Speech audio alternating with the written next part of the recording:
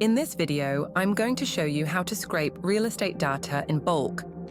As an example, we will be exporting property info from a popular real estate aggregator. The resulting Excel file will look like this.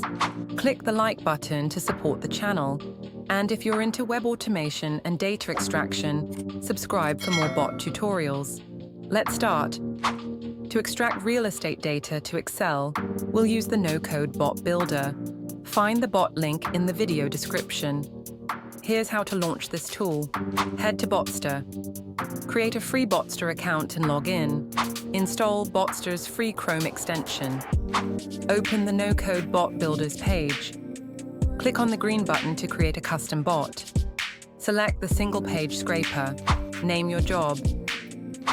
Enter a link and click on Select Elements. Add the elements you need to export. For example, property headings and prices. Add more property links with identical structure. Select notification type: email, Google Drive, Slack, Telegram, webhook, or Zapier. Launch the bot into action. Done.